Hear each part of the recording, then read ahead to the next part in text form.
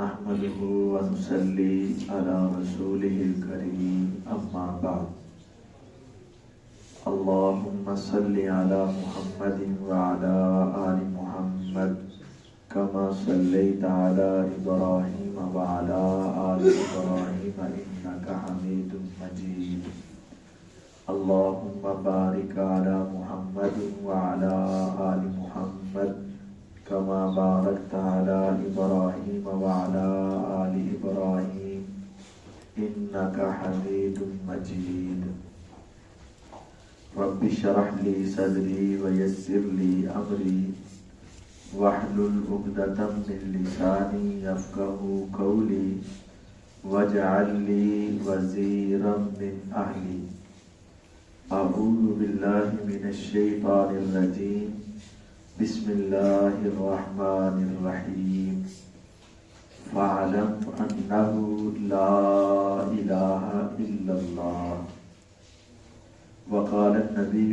صلى الله عليه وسلم من مات وهو يعلم أنه لا إله إلا الله دخل الجنة۔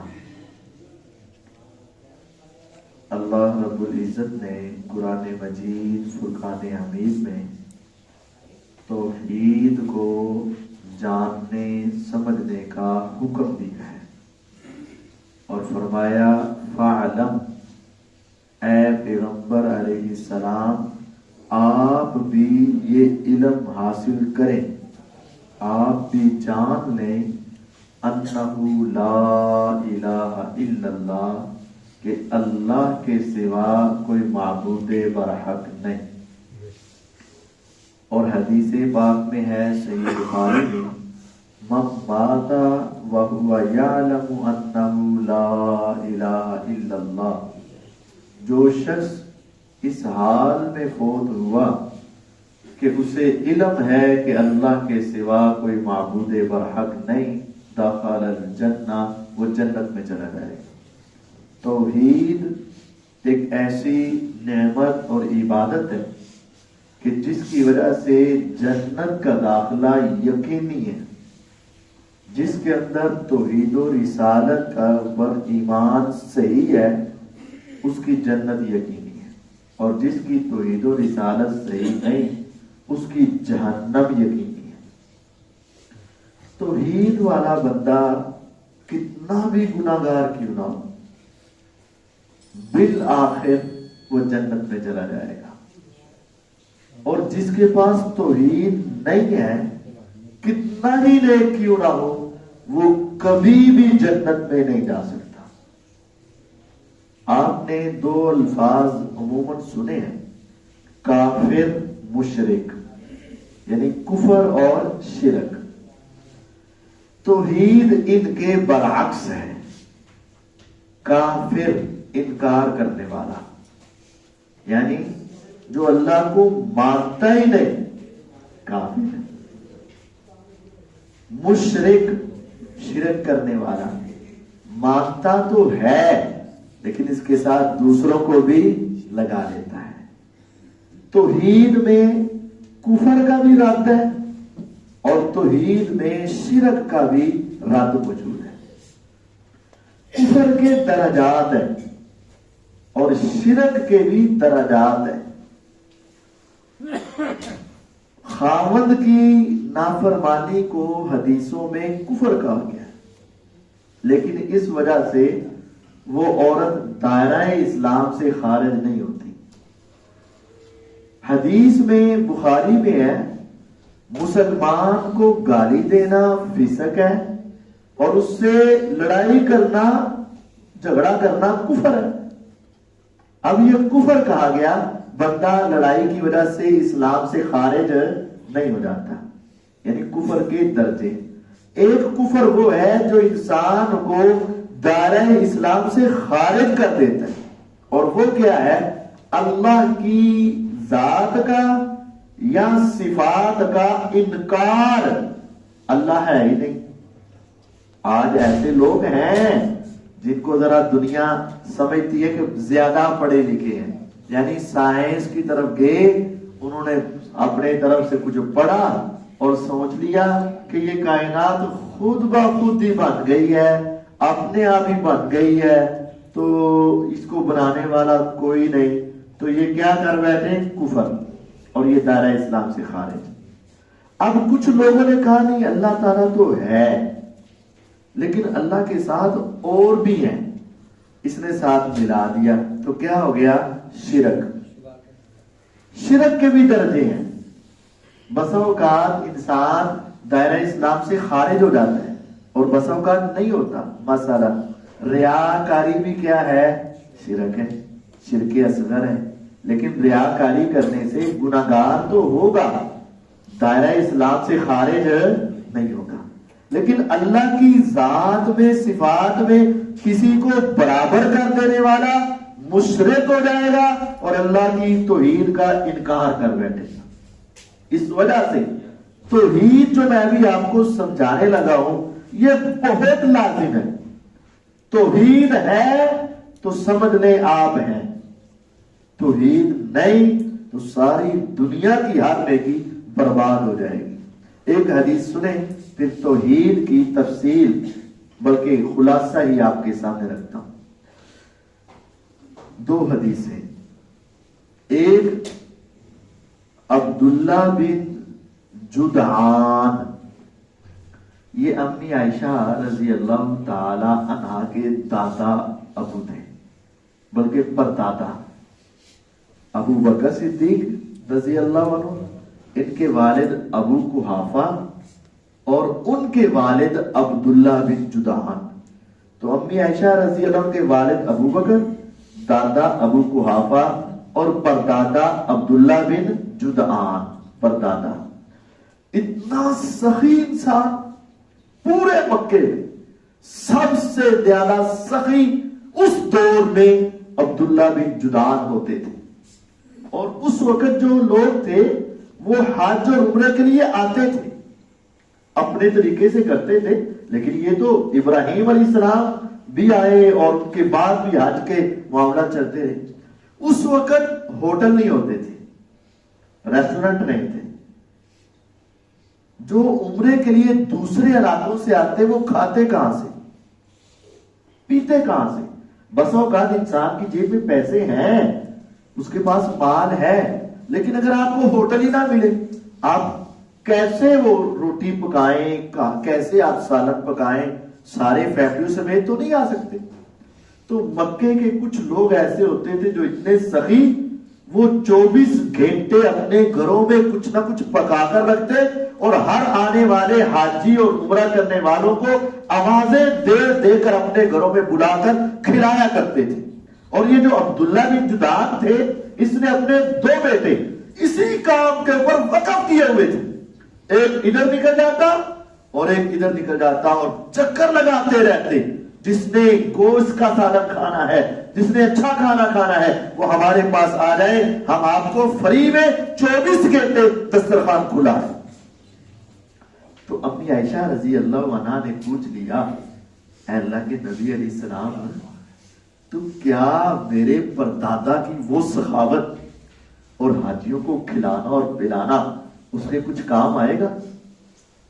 فرمایا عائشہ، اس نے ایک مرتبہ بھی مر کر دوبارہ زندہ ہونے اور قیامت کے قائم ہونے کا یقین نہیں کیا تھا۔ تیرے پردادا کی ساری زندگی کی نیکیاں اس کے توحید نہ ہونے کی وجہ سے ضائع ہو چکی۔ آج ہم کسی کو تھوڑا سا صدقہ دے دیں تو کہتے ہیں جنت پکی ہے، توحید ساتھ ہونا ضروری ہے۔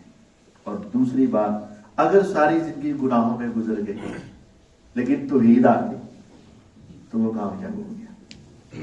وہ حدیث ہے جامع ترمذی کی، روز قیامت ایک بندے کو لایا جائے گا اور اس کے 99 ایک کم 100 رجسٹر ہوں گے، یہ ہمارے نیکیاں اور یہ گناہ لکھے جا رہے ہیں، وہ دفتر رجسٹر، اور وہ رجسٹر عام کاپی کتاب نہیں ہے، وہ اتنے لمبے ہیں جہاں تک انسان کی نگاہ جاتی ہے اتنے لمبے رجسٹر ہیں۔ اور وہ کتنے؟ 99 رجسٹر حد نگاہ تک پھیلے ہوئے ڈھیر لگا ہوا. صحیح جامع ترمذی کی حدیث ہے. آپ نے فرمایا اللہ تعالیٰ اس بندے سے کہیں گے بتا ان میں تیری کوئی نیکی ہے تو دیکھ. 99 رجسٹر وہ پھول مارے گا, کسی ایک رجسٹر میں ایک بھی نیکی نہیں ملے گی. اللہ تعالیٰ پھر اسے کہیں گے حل ظالمہ کا کہتا بھی, کیا میرے لکھنے والے فرشتوں نے تیرے اوپر کوئی ظلم تو نہیں کر دیا, اتنے گناہ؟ وہ کہے گا لا یار نہیں. کیا کوئی ایسا گناہ بھی ہے جو تو نے کیا نہیں اور لکھ دیا گیا, کھاتا چیک کر لے؟ لا یار نہیں, جو لکھا ہے صحیح ہے اور میں نے کیے ہیں, اور یہ سارے میرے ہی ہیں, کوئی اضافی نہیں. اللہ تعالیٰ کہیں گے آج تیرے ساتھ کیا کیا جائے؟ یار اب اس کو دیکھتا ہوں تو میرا کوئی حال نہیں. اللہ تعالیٰ کہیں گے آج تیرے اوپر ظلم نہیں ہوگا, آج تیرے اوپر ظلم نہیں ہوگا, کیونکہ تو نے ساری زندگی گناہوں میں لگا رہا اور آخری وقت میں تمہیں کسی نے سمجھایا اور تو سمجھ گیا اور تو نے کلمہ پڑھ لیا, اور تو نے کلمہ پڑھا, بعد میں مہلت ہی نہ مل سکی کہ اس پر عمل کرتا اور تو اس دنیا سے چلا گیا. وہ چھوٹی سی ایک پرچی لائی جائے گی, کاغذ کے چھوٹے ٹکڑے کو بطاقہ کہتے ہیں. آج کل عرب کے اندر ہمارا جو شناختی کارڈ ہوتا ہے نا, وہ چھوٹا سا ہوتا ہے, اس کو بطاقہ کہتے ہیں. تو اتنا سا ٹکڑا جس میں صرف یہ لکھا ہوگا لا الہ الا اللہ محمد الرسول اللہ, وہ لا کر ایک پلڑے میں رکھا جائے اور 99 رجسٹر گناہوں کے بھرے ایک پلڑے میں رکھ کے جب ان کو اٹھایا جائے گا تو توحید کا وزن زیادہ, گناہوں کا وزن کم. اعلان ہوگا کہ رب نے اس کو معاف فرما دیا.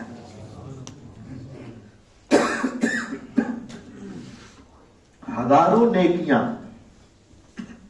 ہزاروں نہیں کروڑوں اربوں نیکیاں, لیکن اگر توحید نہیں تو کچھ نہیں. ہزاروں گناہ کرنے نہیں ہے, میں یہ نہیں کہہ رہا, لیکن اگر توحید ہے یار آپ ویسے ہی معاف کر دیں گے یا سزا دے کر بالآخر جنت ضرور مل جائے گی. اس وجہ سے میں اور آپ توحید کے بارے میں سنجیدہ ہو کر سوچیں اور اپنے عقیدے کی اصلاح کریں. اب توحید کیا ہے؟ توحید کے 3 حصے ہیں, یاد کریں. توحید ربوبیت, رب ہے نا, اس سے ربوبیت. توحید الوہیت, الہ ہے نا, اس سے الوہیت, لا الہ سے. توحید اسماء و صفات, 3 قسمیں توحید کی. توحید کے 3 حصے ہیں, ربوبیت, الوہیت, اسماء و صفات. سب سے پہلے ربوبیت. ربوبیت کیا ہے؟ ربوبیت مانا رب. رب کیا ہے؟ رب کا مطلب یہ ہے ہر چیز کا خالق اللہ تعالی ہے, ہر چیز کے مالک اللہ تعالی ہے, اور ہر چیز کا نظام اور فیصلہ کرنے والے اللہ تعالی ہے. مطلب یہ آسمان, یہ زمین, یہ موسم, یہ کھانے کے لیے پھل, یہ کھانے کے لیے اناج, پینے کے لیے پانی, یہ چاند سورج ستارے, یہ سارا نظام پیدا کرنے والا کون ہے؟ یہ ربوبیت کا ایک حصہ. ان سب کا اصلی مالک کون ہے؟ اللہ تعالیٰ. اور اب ان کا نظام چلا کون رہا ہے؟ ایک اللہ. یہ ربوبیت ہے. 3 حصے, خالق, مالک, اور اس کو اب بھی چلانے والا ایک اللہ ہے. یہ توحید ربوبیت ہے. گرمی اللہ تعالیٰ لاتا ہے, نظام چلا رہا ہے نا. سردی اللہ تعالیٰ لاتا ہے، نظام چلا رہا ہے. یہ سورج کا گھومنا، چاند کا گھومنا، زمین کا گھومنا، یہ سارا نظام، یہ پھلوں کی پیدائش، ان میں رس، ان میں کڑواہٹ، ان میں مٹھاس، ان میں ترش پر، ان کی خوبصورتی، ان کی رنگت، ان کا جوڑ، اس کی تفسیر جتنی بھی کرتے جائے، یعنی سارا نظام کائنات، یہ توحید ربوبیت ہے. جو ملحد ہیں، ایتھیسٹ ہیں، وہ اس کو نہیں مانتے، کہتے نہیں اب پہ ساری زمین بن گئی. وہ توحید ربوبیت کے منکر ہیں، کافر ہیں. توحید ربوبیت مشرکین مکہ بھی مانتے تھے.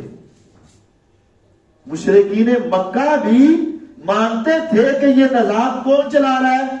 اللہ. یہ تمہیں پیدا کس نے کیا ہے؟ اللہ تعالیٰ نے. مشرکین مکہ یہ مانتے تھے. اب دوسرا حصہ ہے توحید الوہیت. جب تم نے رب مان لیا، خالق، مالک اور نظام چلانے والا مان لیا، تو پھر اس کی عبادت کرو. یہ ہے الوہیت، یعنی ہر قسم کی عبادت کے لائق. لا الہ الا اللہ، اللہ تعالی کے سوا عبادت کے لائق یہ ہے ہمارا لا الہ الا اللہ. اللہ تعالی کے سوا کسی کی عبادت نہیں کرنی ہم نے. اب سمجھنے کی بات ہے عبادت کیا ہے جو ہم نے اللہ کے سوا کسی کی نہیں کرنی. عبادت کی ایک قسم ہے کسی کے سامنے ہاتھ باندھ کے کھڑا ہونا، کیا رکوع کرنا، سجدہ کرنا، عبادت کی ایک بڑی قسم ہے. اسی لیے فرمایا گیا ہے وَقُومُوا لِلَّهِ قَانِتِينَ. کس کے سامنے فرما بردار ہو کے کھڑا ہونا ہے؟ اللہ کے سامنے. اسی لیے کہا گیا ہے کوئی بھی آئے، اس کے آنے کا اگر آپ نے استقبال کرنا ہے تو آپ اٹھ کر آگے جا کر اس کا استقبال کریں، لیکن وہاں ہی کھڑے ہو جانا ادب کے ساتھ حرام ہے. من سرہ ان یتمثل لہ الرجال قیاما فلیتبوأ مقعدہ من النار. جس کو یہ بات اچھی لگتی ہے کہ میں جاؤں اور لوگ میرے لیے کھڑے ہو جائے، فرمایا صرف یہ سوچ ہی انسان کے جہنم کے اندر جگہ بک کروا دیتی ہے. یہ بندہ جہنمی ہو چکا ہے. جو یہ چاہتا ہے کہ لوگ میرے لیے کیا ہوں؟ کھڑے ہوں. کیوں کھڑا ہونا کس کے سامنے ہے؟ اللہ کے سامنے. یہ عبادت ہے. اس لیے استاد، والد، رشتہ دار، قومی ترانہ، کوئی بھی افسر جب بھی آئے اس کے سامنے ادب سے کھڑا ہونا حرام ہے. یہ شرک ہے اور یہ غلط ہے. ہاں اگر آپ ادب و احترام کے ساتھ اس کا استقبال کرنا چاہتے ہیں، اٹھیں، آگے بڑھ کے جا کے اس کو گلے ملے، ٹھیک ہے، لیکن وہیں کھڑے ہونا. صحابہ کہتے ہیں روئے زمین پر سب سے زیادہ ہمیں جس انسان سے محبت تھی وہ کون تھے؟ محمد الرسول اللہ صلی اللہ علیہ وسلم. لیکن نہ ہم ان کے لیے اٹھ کر کھڑے ہوتے اور نہ آقا ہمیں اٹھنے کی اجازت دیتے. کیا عبادت الوہیت میں بتا رہا تھا. عبادت توحید الوہیت، ہر قسم کی عبادت صرف ایک اللہ کی. عبادت کی ایک قسم قیام، رکوع اور سجدہ. عبادت کی دوسری قسم اللہ کے نام کی نظر و نیاز. وہ اپنے جانوروں کو ذبح کرتے ہوئے کس کے نام پہ دیتے تھے؟ بتوں کے نام پہ. وہ بتوں کے نام پر اپنے جانور ذبح کرتے تھے. صدقہ و خیرات اللہ کے نام کا. نظر اللہ اور نیازے کہا جاتا ہے نا، نیازے نہیں، نظر بھی اللہ کے لیے اور نیاز بھی اللہ تعالیٰ کے لیے. حسین رضی اللہ عنہ ہمارے دلوں کے تارے، آنکھوں کے تارے، جنت کے نوجوانوں کے سردار، لیکن اللہ کے ساتھ ان کو ملانا نہیں ہے. کسی نبی کے نام کی بھی نیاز نہیں ہے. کسی ولی کے نام کی بھی نیاز نہیں ہے. اگر وہ جانور غیر اللہ کے نام پر ذبح کرے تو شرک ہو جائے, اور ہماری نیاز غیر کے نام پر جائے تو کیسے ہو جائے؟ خدا را اس کو سمجھیے گا, یہ عبادت ہے. نظر بھی اللہ تعالیٰ کے نام کی اور نیاز بھی اللہ تعالیٰ کے نام, یہ توحید ہے. اب دعا و پکار یہ عبادت ہے. الدعاء هو العبادہ, دعا عبادت ہے. اور یہ دعا بھی فقط اللہ تعالیٰ کی ذات کے ساتھ, اللہ تعالیٰ کی ذات سے. تو یہ توحید الوہیت. ربوبیت کیا تھا؟ ساری کائنات کا خالق بھی اللہ, مالک بھی اللہ, اور نظام چلانے والا بھی اللہ تعالیٰ. الوہیت کیا ہے؟ ہر قسم کی عبادت, جتنی بھی عبادتیں ہیں وہ فقط صرف کس کی ہوں گی؟ ایک اللہ تعالیٰ کی ہوگی. تیسرا توحید اسماء و صفات, اللہ تعالیٰ کے نام اور اس کی صفات کو ماننا. اللہ تعالیٰ کی صفات دو قسم کی ہیں, ایک ذاتی صفات, ایک فعلی صفات. یہ ذرا سمجھنے والا عنوان ہے. ذاتی صفات, مثلا ہمارے رب تعالیٰ کا چہرہ ہے, یہ اس کی ذات ہے. کل من علیہا فان ویبقی وجہ ربک ذو الجلال والاکرام. ہر شے نے فنا ہونا ہے, تیرے رب کا چہرہ باقی رہے گا. اللہ تعالیٰ کا چہرہ ہے. مومنوں کو روزے قیامت جنت کے اندر جا کر اللہ تعالیٰ پوچھیں گے راضی تم اور راضی ہو؟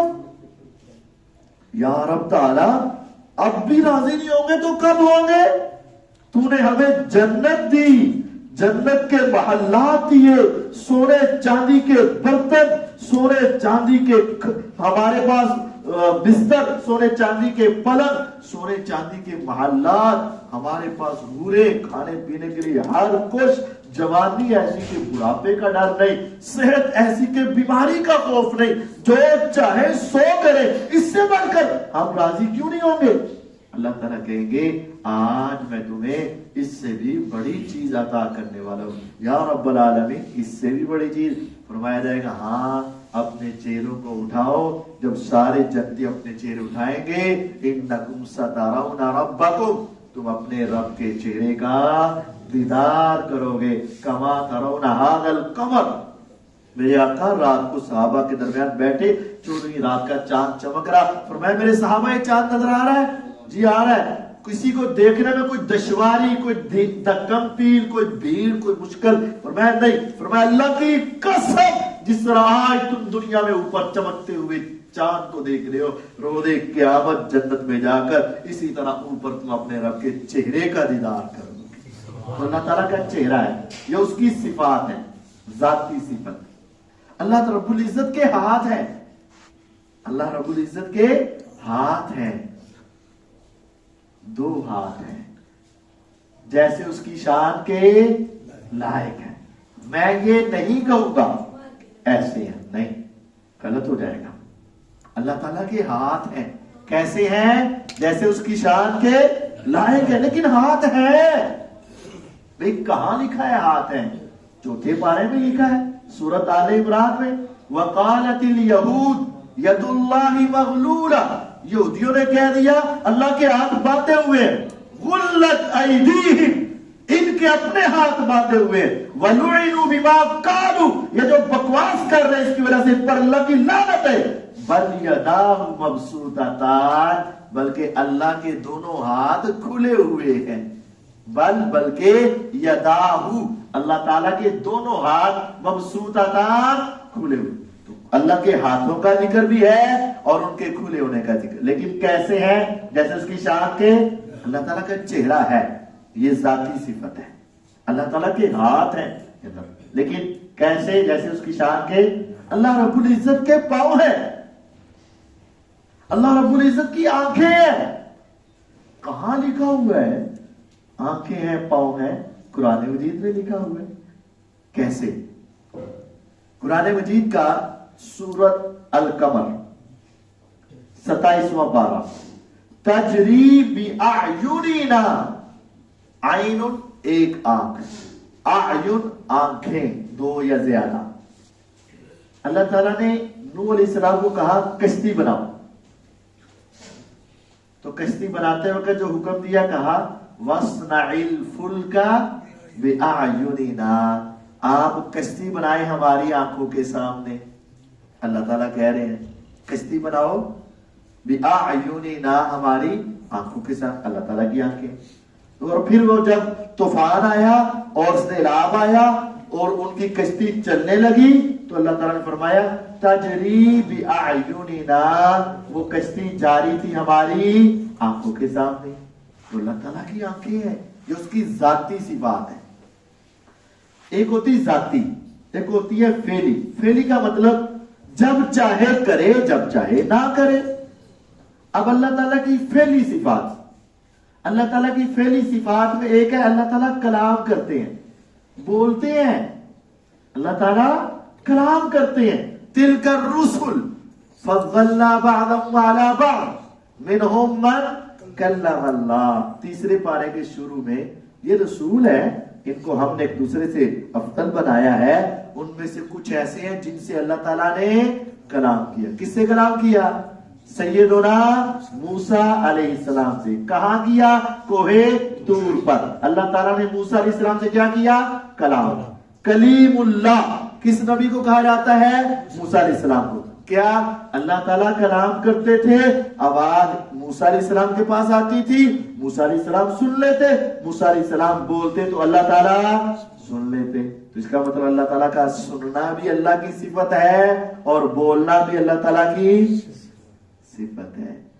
دیکھنا بھی اللہ تعالیٰ کی صفت ہے. یہ اللہ تعالیٰ کی فعلی صفات ہے. جب چاہے کلام کرے، جب چاہے نہ کرے. لیکن جس طرح ایک عالم سویا ہے، خطبہ تو نہیں دے رہا، وہ عالم بھی ہے خطیب بھی ہے. خطبہ دے رہا ہے پھر بھی عالم ہے اور خطیب ہے، سویا ہوا ہے پھر بھی عالم اور خطیب ہے. ایک ڈاکٹر ہے، کسی کا علاج کر رہا ہے تب بھی ڈاکٹر ہے، نہیں کر رہا تو تب بھی ڈاکٹر ہے. اللہ تعالیٰ کی ساری صفات ہمیشہ سے ہے اور ہمیشہ تک رہے گی. یہ اس کی صفات ہے. جب چاہے وہ سنے، جب چاہے نہ سنے، جب چاہے وہ کلام کرے، جب چاہے نہ کرے، جب چاہے دیکھے، جب چاہے نہ دیکھے. اس کی اپنی مرضی ہے، وہ کسی کا پابند. اب مسئلہ جو سمجھنا ہے، آخری باتیں، توحید ربوبیت، خالق مالک اور نظام چلانے والا. الوہیت، ہر قسم کی عبادت اللہ تعالیٰ کی. اسماء و صفات، اللہ تعالیٰ کی دو قسم کی صفات ہیں. کچھ ذاتی ہیں، یعنی اللہ تعالیٰ کی ذات کی صفات، چہرہ، ہاتھ، آنکھیں، پاؤں وغیرہ. پنڈلی کا بھی ذکر یوم یکشف عن ساق 29ویں پارے میں آتا ہے. کچھ فعلی صفات ہیں، بولنا، دیکھنا، سننا، یہ اللہ تعالیٰ. اب سوال جو ہے بھئی آپ نے کہا ہے کہ ان میں کسی کو شریک نہیں کرنا، تو یہ شریک تو ہو گئے. اللہ تعالیٰ بھی دیکھتا ہے اور ہم بھی دیکھتے ہیں. اللہ تعالیٰ بھی سنتے ہیں اور ہم بھی سنتے ہیں. اللہ تعالیٰ جانتے ہیں، علم ہے اللہ تعالیٰ کا، ہمارا بھی علم ہے. تو اب تو کیا یہ شرک نہیں ہو گیا؟ نہیں. یہ مسئلہ سمجھنے والا ہے. اللہ تعالیٰ کی جتنی صفات ہیں وہ لامحدود ہیں اور ہماری صفات محدود ہیں. یہ بنیادی فرق سمجھتے ہیں. اللہ تعالیٰ سنتے ہیں. کیسے؟ سواء منکم من اسر القول ومن جہر بہ. کوئی آہستہ بولے یا اونچی بولے، اللہ کے لیے سب کیا ہے؟ برابر. ہمارے لیے برابر اونچی بولتے نہیں، سمجھ نہیں آتی. ہماری سماعت محدود ہے اور اس کی سماعت لا محدود ہے، غیر محدود ہے. ہم ایک یا دو کی بات سن سکتے ہیں. اللہ تعالیٰ کروڑوں اربوں کی ہر وقت سن لیتا ہے. ہماری محدود ہے، اس کی محدود. ہم قریب سے سنتے ہیں، دور سے وہ قریب سے بھی سنتا ہے. اور اللہ تعالیٰ کی جو صفات ہے لا محدود ہے. ایک بولے تب بھی، 100 بولے تب بھی، کروڑ بولے تب بھی، ارب بولے تب بھی سب کی سنتا ہے۔ اور پھر یہ دیکھیں اللہ تعالیٰ کو پکارنے والے صرف انسان نہیں ہیں۔ ایک تو انسانوں کو غور کریں، سب کی بولیاں مختلف، زبانیں مختلف، کوئی ہولی کوئی اونچی، اور پھر اللہ تعالیٰ کو پکارنے والے تو پرندے بھی ہیں، اللہ تعالیٰ کو پکارنے والے تو درندے بھی ہیں، اللہ تعالیٰ کو پکارنے والے تو جنات بھی ہیں، اللہ تعالیٰ کو پکارنے والے فرشتے بھی ہیں، اللہ تعالیٰ کو پکارنے والے زمین پہ رینگنے والے حشرات بھی ہیں، اور اللہ تعالیٰ سب کی ایک وقت میں سن بھی لیتا ہے، سمجھ بھی لیتا ہے، اور ان کو جواب بھی دے دیتا ہے، قبول بھی کر لیتا ہے۔ یہ صفت کس کی ہے؟ انسان میں یہ صفت ہے۔ اگر کسی انسان میں یہ تم صفت مان لو گے تو کیا ہو جائے گا؟ اگر کسی انسان میں یہ صفت مانو تو کیا ہو جائے گا؟ بات سمجھ آئی؟ اب میرے کچھ دوست مان لیتے ہیں تو یہ مناسب نہیں۔ کیسے مان لیتے ہیں بھائی؟ دیکھیں، آپ 50 افراد بھی اگر ہوں، ہر کوئی الگ الگ بات کرے، دنیا کا کتنا بھی نیک آدمی یہاں بٹھا دے، میں تو نیک نہیں ہوں، تو کیا وہ 50 آدمیوں کی الگ الگ ڈیمانڈ کو فوراً سمجھ لے گا؟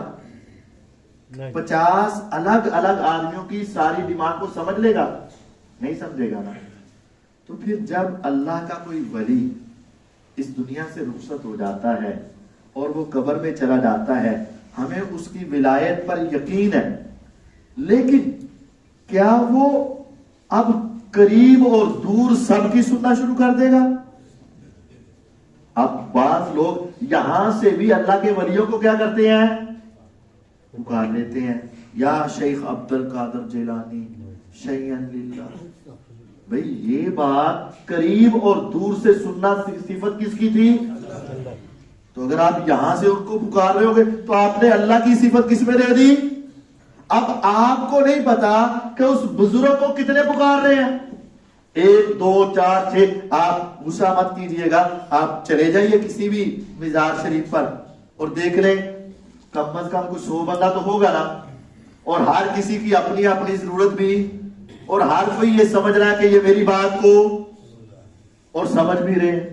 وہ اللہ کے بندے، یہ دور اور قریب سے سننا اور ایک وقت میں زیادہ کی سن لینا، یہ صفت صرف اللہ تعالیٰ کی تھی۔ اگر آپ نے کسی اور میں مان لی تو یہ تو کیا ہو جائے گا؟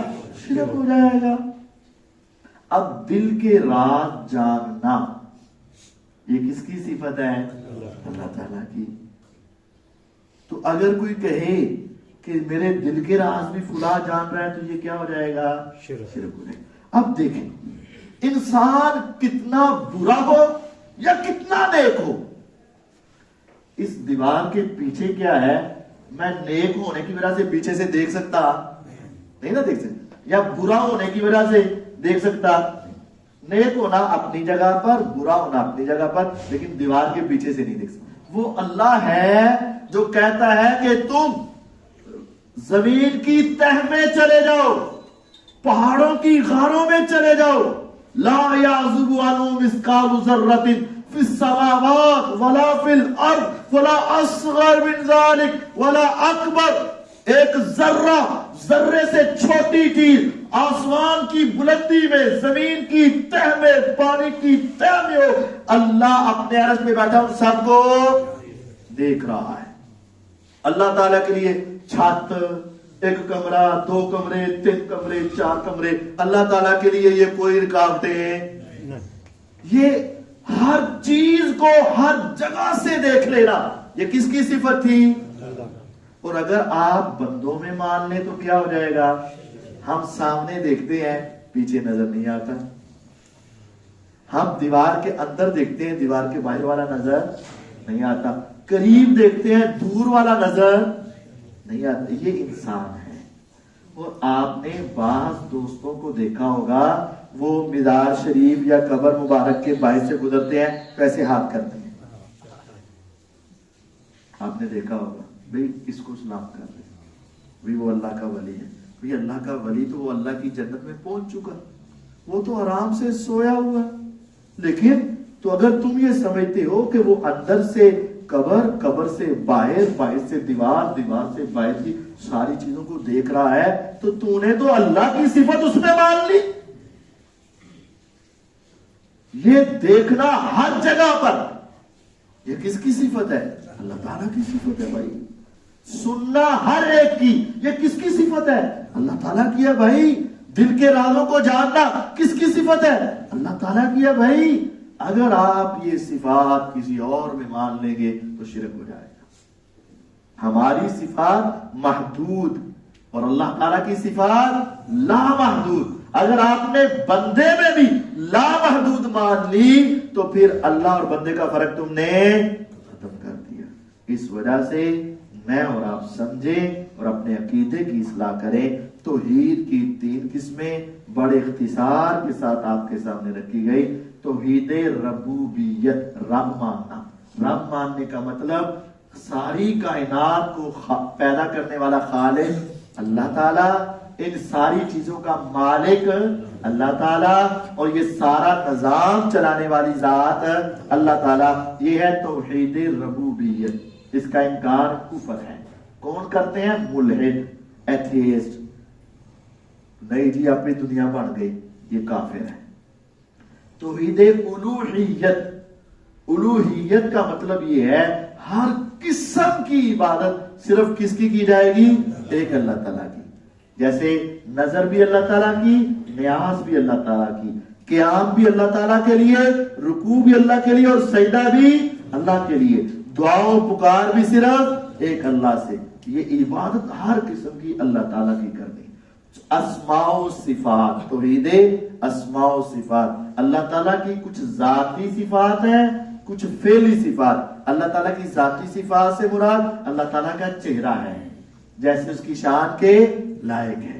اللہ تعالیٰ کے ہاتھ ہیں، جیسے اس کی شان کے لائق ہے۔ اللہ تعالیٰ کی آنکھیں ہیں، جیسے اس کی شان کے لائق ہے۔ اللہ تعالیٰ کے قدم مبارک ہے، جیسے اس کی شان کے لائق ہے۔ اللہ تعالیٰ کی پنڈلی ہے، جیسے اس کی شان کے لائق ہے۔ یہ ذاتی صفات۔ اور فعلی صفات، میرے رب العالمین دیکھتے ہیں، سنتے ہیں، کلام کرتے ہیں، جانتے ہیں۔ یہ ساری صفات اللہ تعالیٰ کی۔ بندہ بھی دیکھتا، سنتا، جانتا ہے۔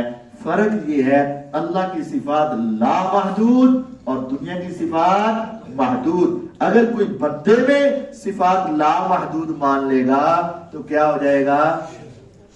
یہاں سے بیٹھ کر دوسرے ملک میں دیکھنا انسان کے بس کی بات۔ اگر کوئی کہے کہ ادھر سے میرا دھیان رکھ رہے ہیں تو یہ غلط ہو جائے گا۔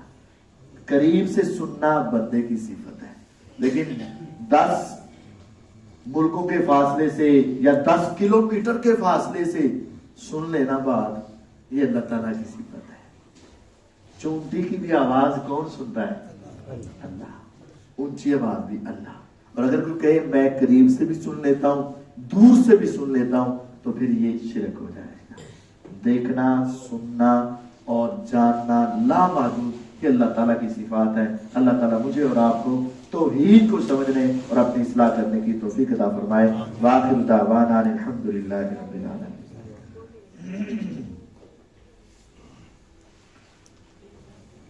یہ سوالات ہیں۔ سود کی تعریف کرتے ہیں۔ سود کی مختلف اصل میں انداز ہیں۔ اس کا ایک بڑا طریقہ یہ ہے کہ پیسے پر پیسہ کمانا، اس کو سود کہا جاتا ہے۔ دوسری قسم یہ ہے کہ